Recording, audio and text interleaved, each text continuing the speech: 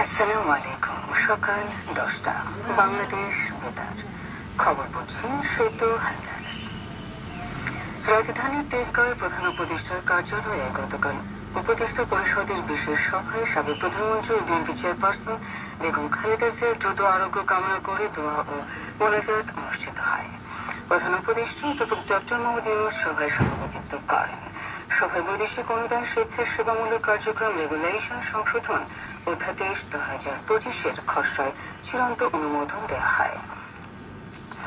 সাবেক প্রধানমন্ত্রী এবং বিএনপি চেয়ারপারসন বেগম খালেদা জিয়ার ব্যক্তিগত চিকিৎসক অধ্যাপক ডক্টর এম জাহিদ হোসেন জানিয়েছেন, বেগম খালেদা জিয়ার সার্বিক শারীরিক অবস্থা গত 3 দিন ধরে একই রয়েছে।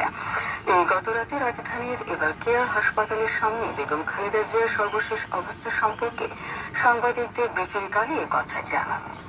ডক্টর এম জাহিদ হোসেন বলেন, বেগম খালেদা জিয়ার শারীরিক অবস্থা ও মেডিকেল বোর্ডের সুপারিশের উপর নির্ভর করে তাকে বিদেশে নেওয়ার সিদ্ধান্ত। তিনি বলেন, যুক্তরাজ্য, সৌদি আরব, সিঙ্গাপুর, চীন ও যুক্তরাষ্ট্র সহ বিভিন্ন দেশের হাসপাতালের চিকিৎসকদের যৌথ আলাপ আলোচনার ভিত্তিতে বেগম খালেদা জিয়ার চিকিৎসা চলছে এবং তা অব্যাহত থাকবে। চিকিৎসকরা যে চিকিৎসা দিচ্ছেন বেগম খালেদা জিয়া তা গ্রহণ করতে পারছেন বলেও জানান ডাক্তার এম জাহিদ হোসেন।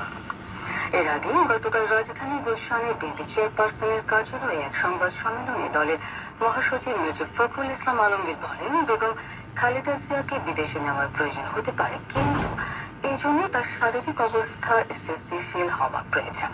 এখন বেগম খালেদা জিয়া বিদেশে যাওয়ার অবস্থায় নেই। এদিকে বিএনপির ভারপ্রাপ্ত চেয়ারম্যান তারেক রহমান গতকাল তার ভেরিফাইড ফেসবুক